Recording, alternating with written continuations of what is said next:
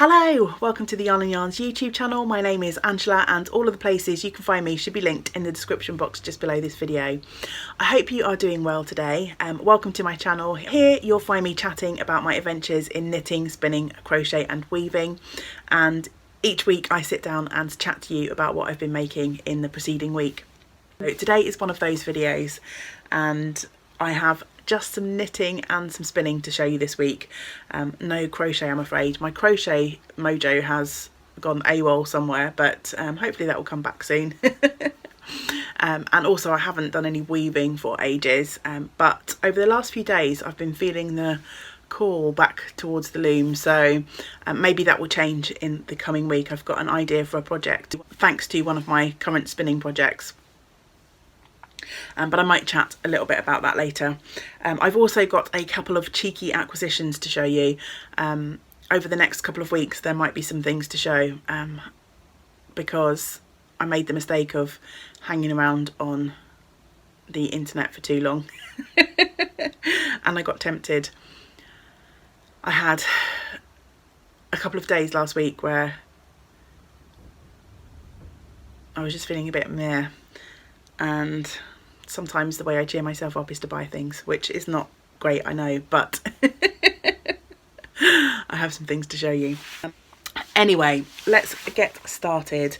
I think I might start with knitting this week and then go on to spinning, because spinning might lead to a little bit of chat about that weaving project that I have in the back of my mind.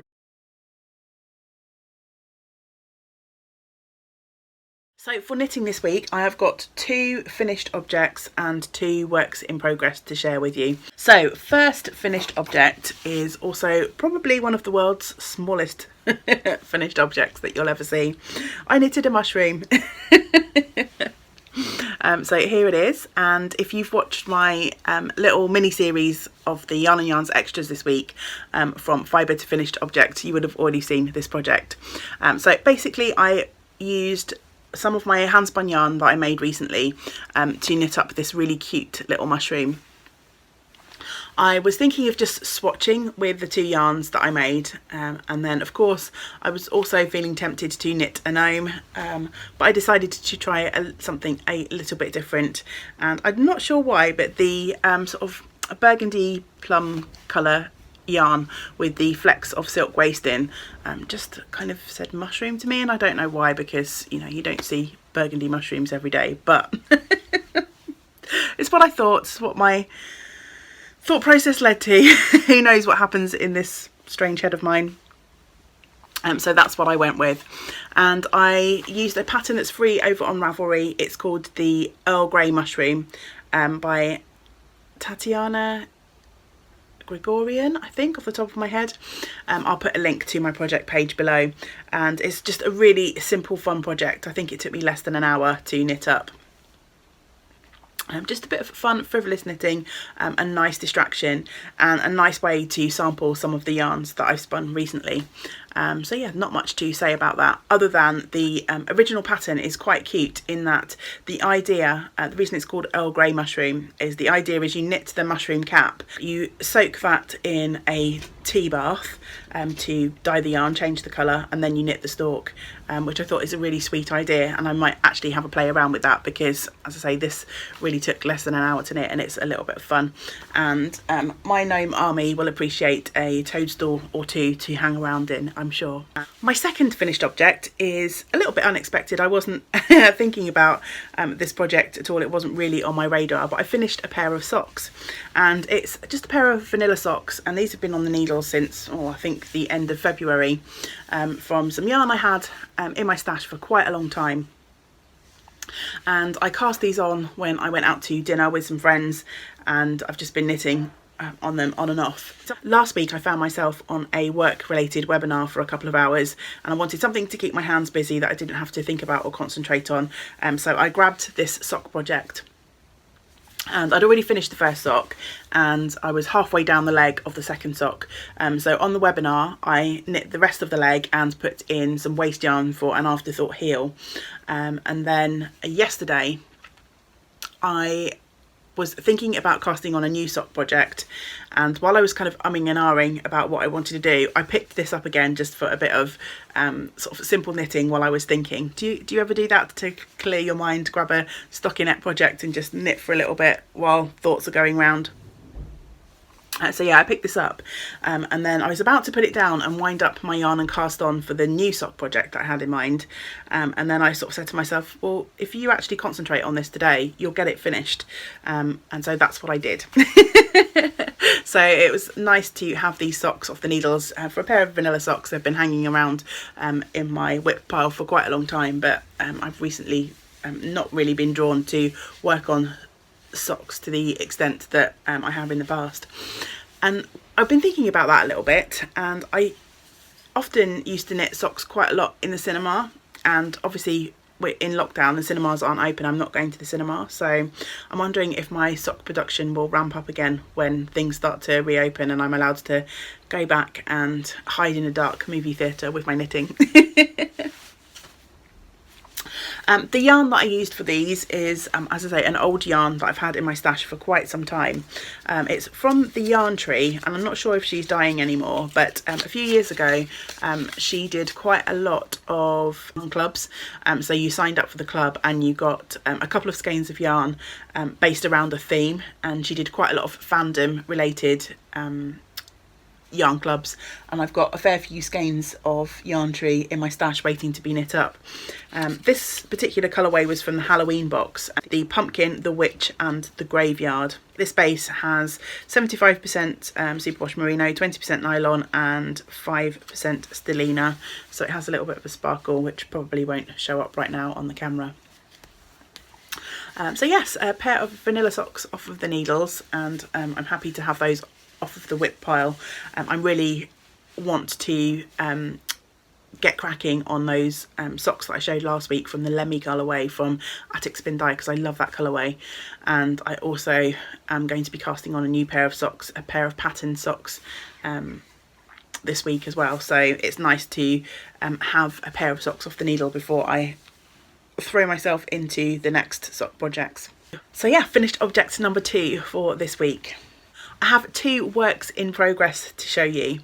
The first one is my simple something sweater, and I've finished the sleeves, yay! So last week I said that I was going to try and get the sleeves on this project finished as a little incentive for me to cast on the Aurelius sweater, which is a pattern by Jen Steingast that I really want to work on. I haven't actually started the Aurelius yet because I got sidetracked by another project, but now the sleeves are done, when I am able to cast on the Aurelius, I feel like I have given myself permission to do so.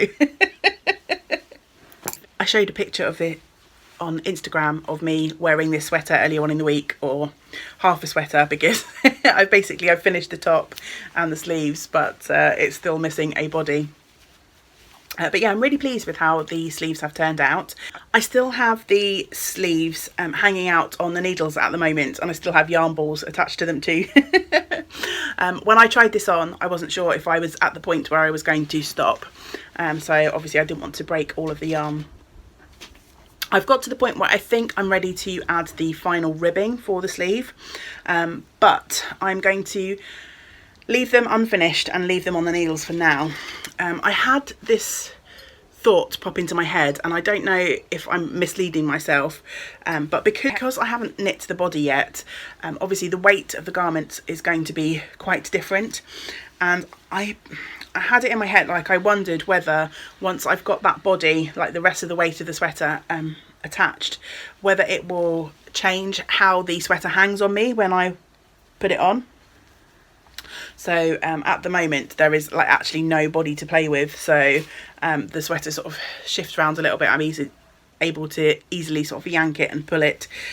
So what I thought was I'd leave the sleeves hanging out until I've finished the body now, to make sure that I am 100% happy with the length of these. And then obviously once I've finished the body, I'll pop it back on and double check the length and add the rib as to the length that I want the sleeves to be. So yes, all that's left for me to do on this sweater now is go round and round and round and round and round and round and round on the body. nice simple knitting. I think I am looking forward to getting back to that this week and seeing how much progress I can make. Once I'd finished the Simple Something sleeves, I was feeling the urge to cast on the Aurelius sweater, and I was just about to do so when my lovely other half, James, subtly started dropping hints, i.e. nagging, that I hadn't worked on the cardigan that I have on the needles for him for ages. It's the Dude sweater, which is a pattern by Andrea Rangel, based on the sweater worn by Jeff Bridges in the Big Lebowski film. He chose this cardigan pattern a while ago, and I cast it on a while ago. I think it's been on the needles for about a year now. It's been languishing for quite some time. So I decided, rather than cast on another sweater, I would be a good loving partner and do some work on the Dude. So I have. And it's grown a fair amount, which I'm quite pleased with. The reason I put it down, so this sweater is knit in Cascade Eco Wool, which is a chunky yarn. So it grows quite quickly, but the sweater is 1x1 rib and it has colour work panels and it's knit flat. So it's not the easiest of sweaters to make. And I kind of ground to a halt in the middle colour work section, and the rows were just taking ages. I was trying to follow the chart on my mobile phone, and it was just a complete pain. But we got a new printer last week because our old printer, which has been on its last legs for ages, finally died a death. So we bought a new printer and I was able to print out the chart, and it was much easier to follow. And so I have made some pretty good progress on this sweater this week. So somewhere, here we go, down the side here is a marker of where this sweater was the last time you saw it. When I picked it up, I was more like here because I had added a few rows since I last showed it off on the video. And as you can see, I have finished that infernal colourwork section in the middle, and I'm almost finished the entire back of this sweater now. These sections here that are just colour blocked go by so quickly. It's still 1x1 rib, but as I say, it's chunky yarn, knit on 6mm needles. So yeah, I've knit probably 2 evenings on this sweater, and it's grown from down here somewhere to right up here. I have just got I think 4 rows of this last colourwork panel to go, and then I've got a little bit of shaping to do at the top of the neck, and then the back will be finished. It's a bit big to show. It's quite a long sweater, as you can see, quite difficult to show off all in one go. But yeah, I'm pleased with the progress, and James is happy that I'm back working on this. He does not need a chunky weight cardigan right now, but I guess I still have 2 fronts and 2 sleeves to go. It's going to be a little while before this is actually finished. So who knows, maybe it'll be done by the time next autumn winter comes round. And he'll finally have his cosy cardigan to snuggle up in.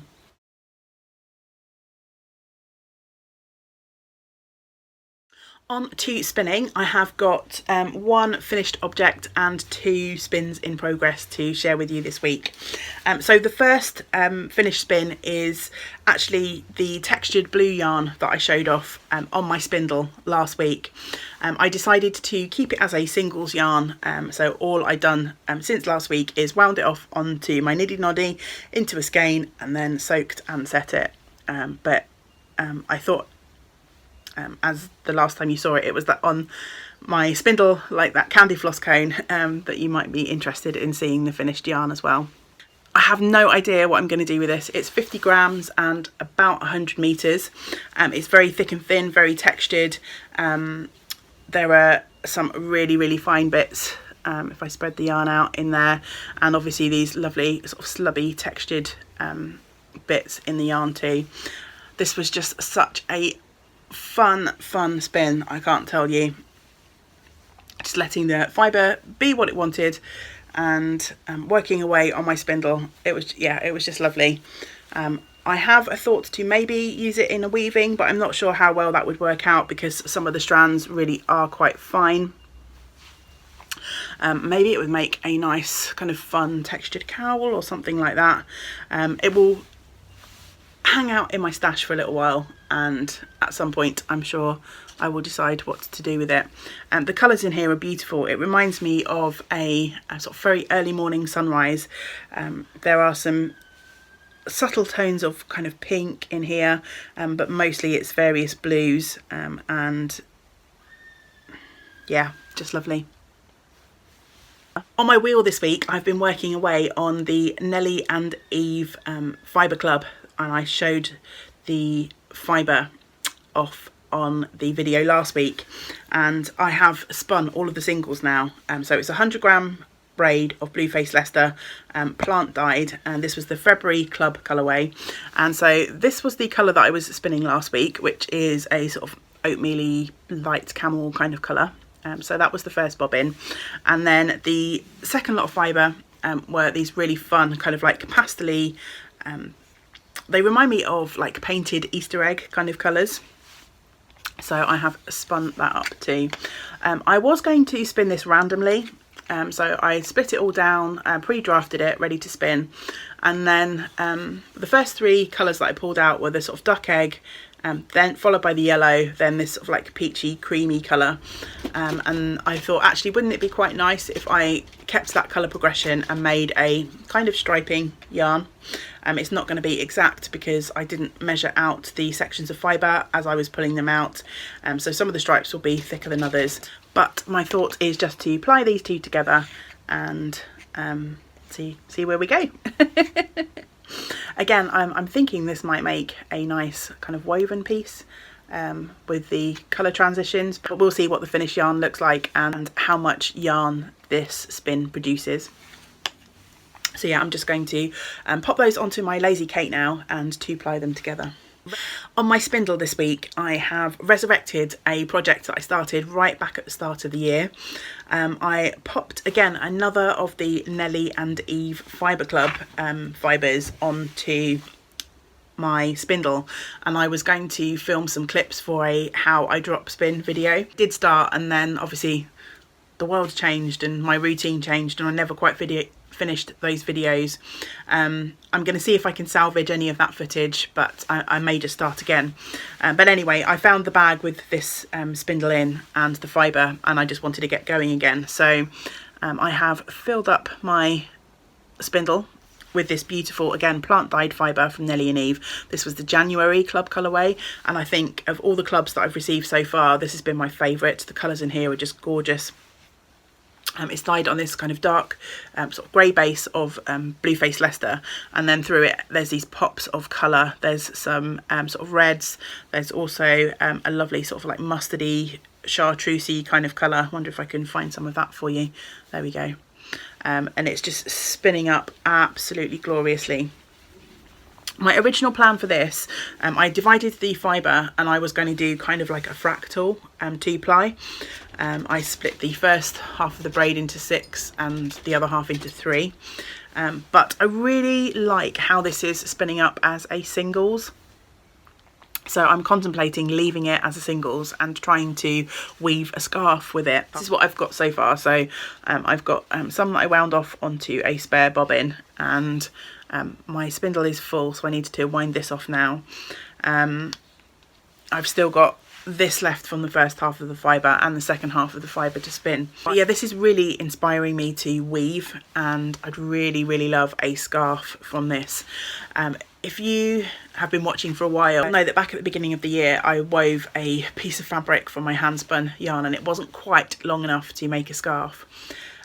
So I need to play around with the length of my warp and how much yarn I need to make a good length scarf. I also need to have a think about whether I do want to ply this yarn or whether I'm going to leave it as singles. My singles aren't massively consistent, but they're not like hugely inconsistent either, so I think I could get away with leaving it as singles if the yarn is strong enough. I might wind off a couple of grams and do a bit of plying to see if I do want a 2-ply. We shall see. I'm not really sure how to proceed. I've only just kind of started ruminating on it. But what I am going to do, and this is why I'm feeling drawn back to weaving, is I'm going to set my loom up again with some sock yarn, I think, from my stash.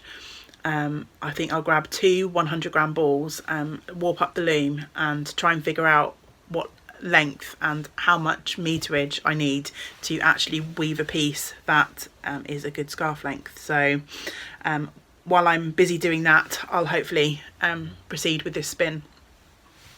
My spindle, by the way, in case you haven't seen this one before, is from Whimsy Wooden Wool, who is a lovely lady who produces in New Zealand. She's actually moved at the moment, her shop isn't open. I think she's based in Belgium at the moment. But I met her when I travelled to New Zealand a couple of years ago. She's a friend of a friend, and I was able to go to her house where she was making these beautifully turned spindles and pick one out. This is a birch spindle, and it's my absolute favourite. It's just, it's lovely. It's a thing of beauty, and it spins beautifully too. So yeah, that was quite a lot of waffle about, not a lot really, wasn't it? The upshot is I'm really enjoying this spin, and I have plans, but they're not concrete yet, and I need to do some messing around before I make a final decision. I'm actually stowing that spindle and fibre in this really cute little project bag that I purchased from the Makery in York when that shop was open. It's this really fun lazy sloth fabric. Talking of spindle bags, that leads me nicely into my acquisitions this week. I was, as I say, surfing around on the internet, and I was hanging out on Etsy for a little while, which is always really dangerous. And I was looking at fibre. I have a couple of fibre orders that should be arriving.